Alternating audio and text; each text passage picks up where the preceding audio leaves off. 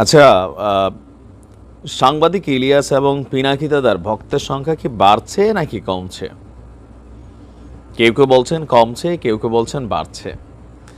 কেউ কেউ বলছেন যে 5ই আগস্টের আগে আওয়ামী লীগ ক্ষমতায় থাকার কারণে তারা তাদের সর্বোচ্চ শক্তিটা প্রয়োগ করত। কার বিরুদ্ধে? ইলিয়াস, পিনাকি, কনক সারোয়ার, আরও যারা আছেন বিদেশে বড় মানের কী বলা হয় যে মিডিয়া ইনফ্লুয়েন্সার।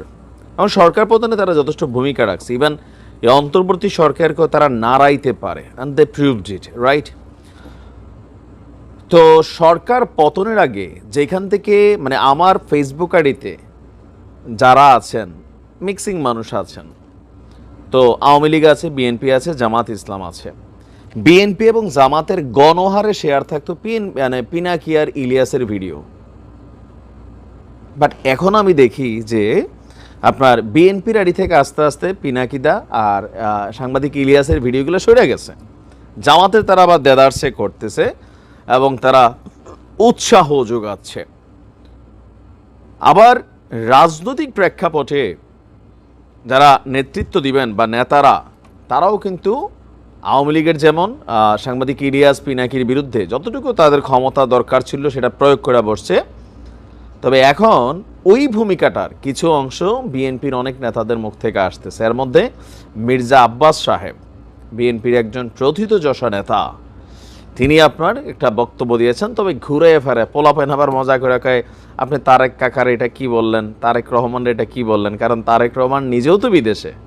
তবে তিনি তারেক রহমানের কথা বলেন না, বলছে অনেকে বিদেশে বসে জ্ঞান দিচ্ছেন, এতে দেশের শান্তি বিনষ্ট হচ্ছে। এখন আসেন মির্জা আব্বাস এই কথাটা কেন বলছেন। গত পরশুদিন পিনাকিদা একটা ভিডিও করছে, এই বিএনপিরে লইয়া আমরা কি করিব। আবার মেজর ডালিমের যে লাইভটা ছিল সেটা বিএনপির জন্য মারাত্মক বুমেরাং হয়েছে। কারণ জিয়াউর রহমান রেনিয়া যে জিনিসগুলোতে বিএনপি প্রাউড ফিল করত, সেখানে মেজর ডালিমের পুরা ভিডিওটা বিএনপির বিপরীতে চলে গেছে। ইভেন বঙ্গবন্ধুর পরিবারের সাথে মেজর ডালিমের পরিবারের যেই শত্রুতা ছিল বা শেখ কামাল ওনার বৌরে তুলে নিছে, বিশ্বাস করেন পুরা ভিডিওতে আওয়ামী লীগের কোনো মান সম্মান এখানে নষ্ট হয় নাই।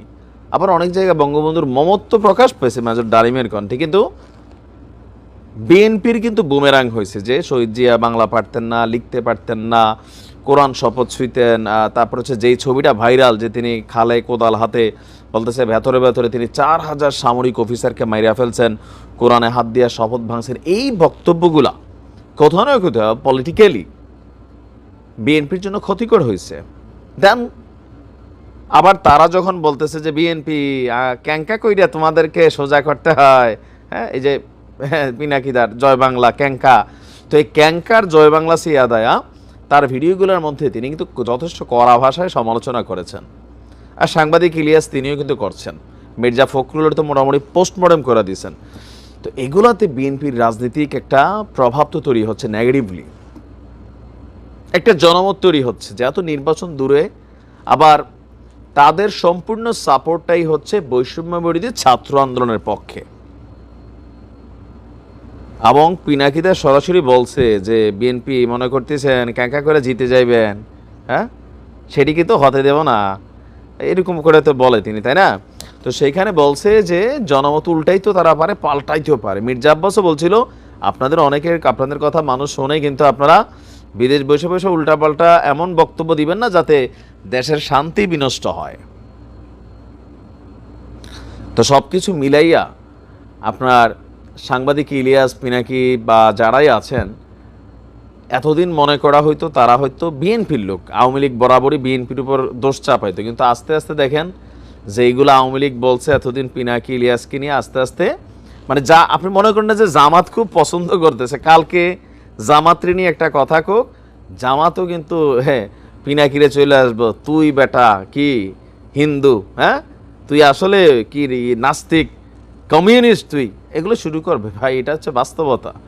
আমাদের ভিডিওগুলো দেখেন না, কখনো পক্ষে গেলে ভাই লাভ ছিন্ন, আর যদি বিপক্ষে যায় দালাল হারামি এই সেই যা যা পারেন মন মতো লেখেন।